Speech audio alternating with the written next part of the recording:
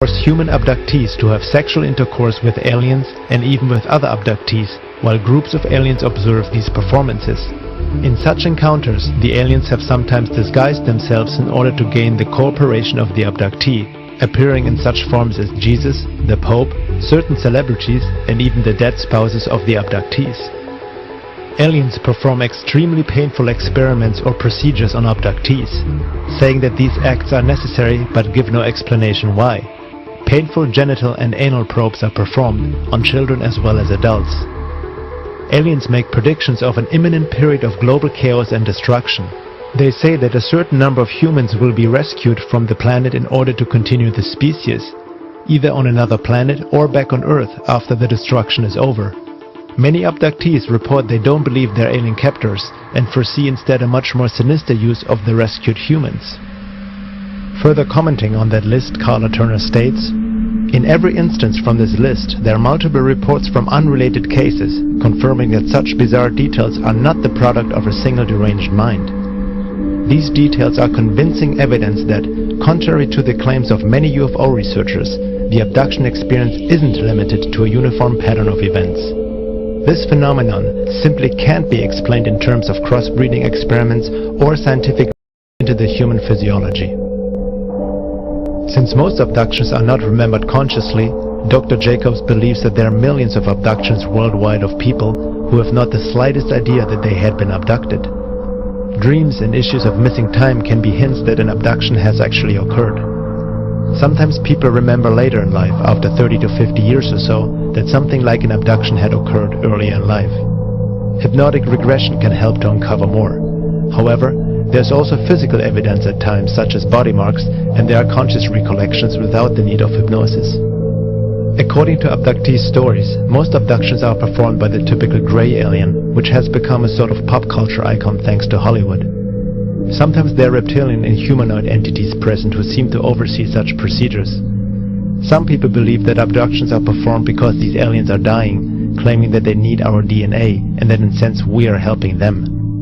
On the other hand, some supporters of the benevolent alien scenario suggest that abductions and genetic manipulation of humans happen on purpose for our benefit in order to upgrade our DNA for the shift.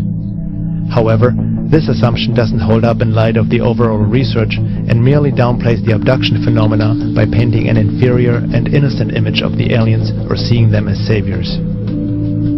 The gray aliens seem to be just biogenetic robots performing assigned and programmed tasks, but are not in charge nor a race on their own.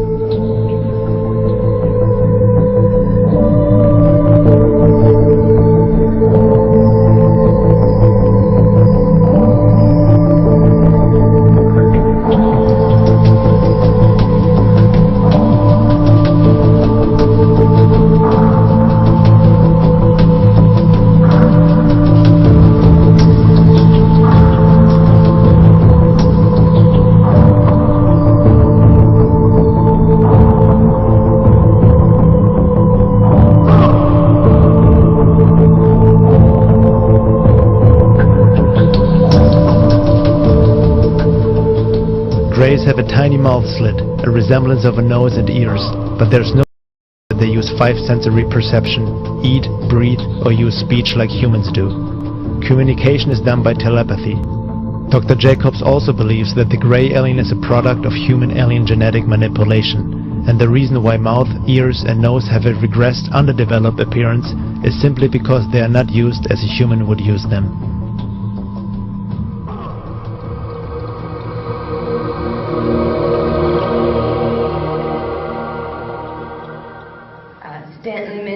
The need to hold ourselves to facts in this field. And I think that is extremely important. We should repeat that 10 times a day as we go through the work in this area. The problem, of course, with the abduction phenomena, as with a lot of ufology, is that the nature of the alien activity is designed deliberately to keep us from having much in the way of concrete evidence. Designed that way. It is not an accident.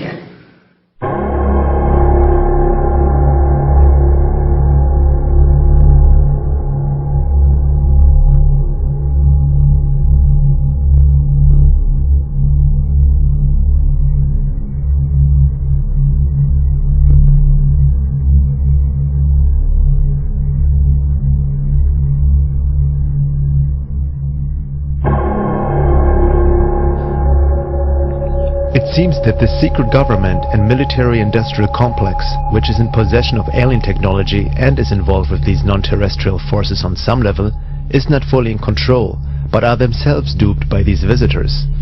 Looking into military abduction accounts, my lab, researched by Dr. Carla Turner, she has reports by people who have been abducted regularly by aliens and then also started to get abducted by military personnel, who then questioned the abductees about what the aliens wanted from them and what they conveyed to them.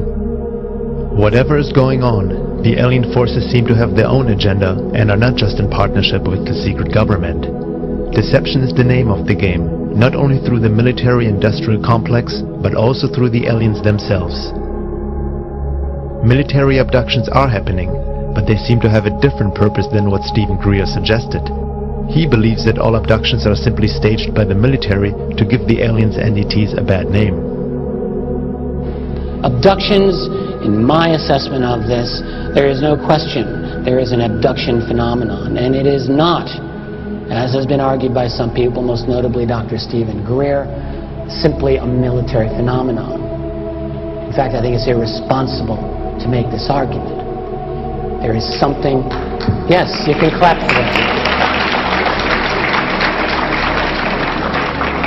It boggles my mind, to be perfectly candid here, that a researcher can make such a blanket statement. You have a phenomenon that's gone on globally for a long time. You have individuals that are describing highly consistent things in terms of their abduction experience. And I don't know what else it can be other than a kind of religious-like zeal that can cause a person blindly to say the only abductions that occur are military. This I find indefensible. And I think that a careful review of the evidence certainly leads to that conclusion. Abductees and contactees seem to get duped by their alien friends as well, being told they are special and they have certain important functions to perform in the coming future.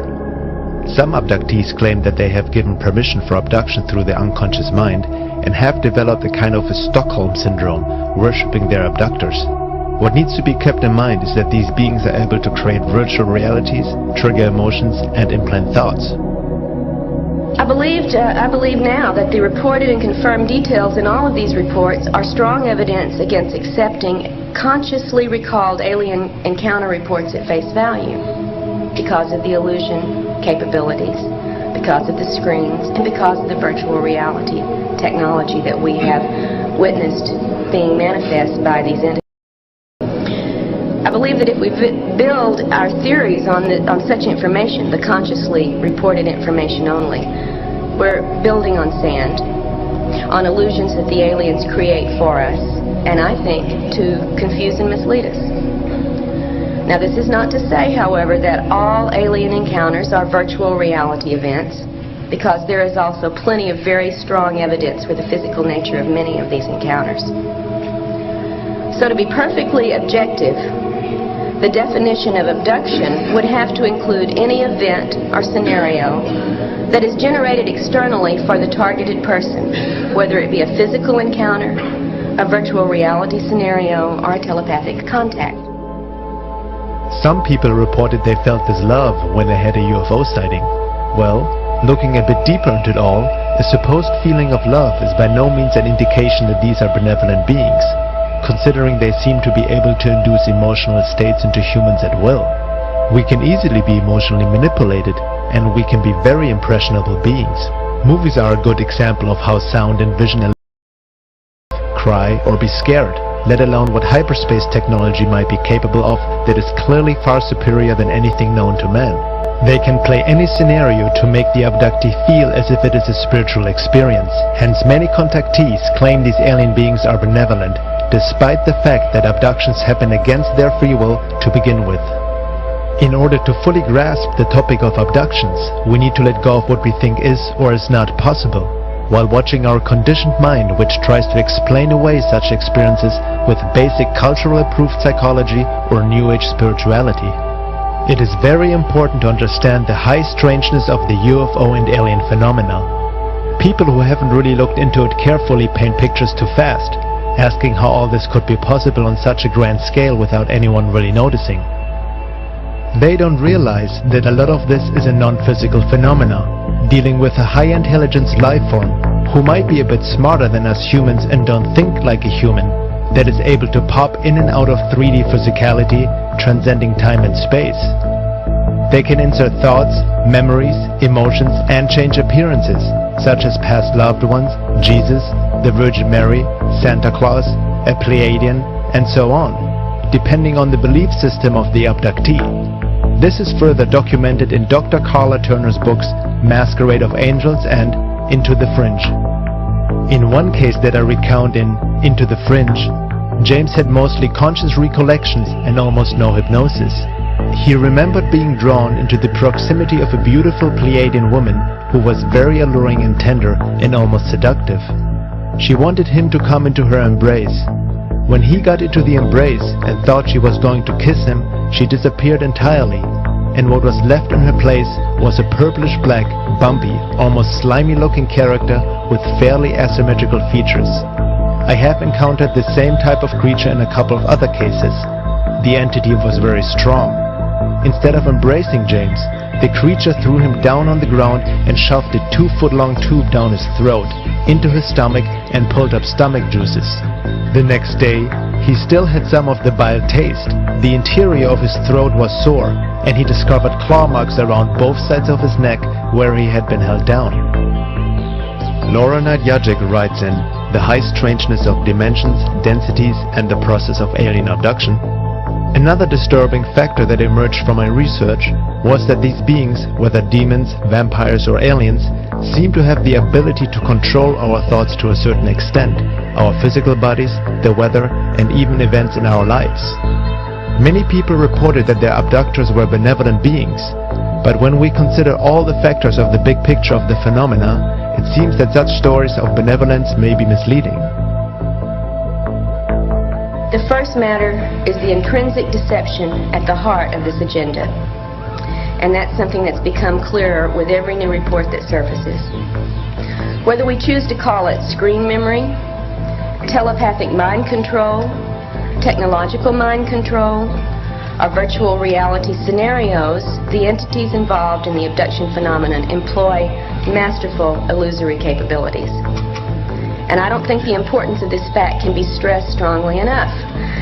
It must affect all of our thinking and our research when it comes to these alien-human contacts. When we talk about the possibility of an alien race of high intelligence that exists outside our range of perception on a higher density, it doesn't mean that they are automatically spiritually evolved or loving angels. This also doesn't imply that there aren't any benevolent beings on higher realms of existence. However, there is a heavy romanticizing of the alien UFO phenomena going on based on wishful thinking and assumption.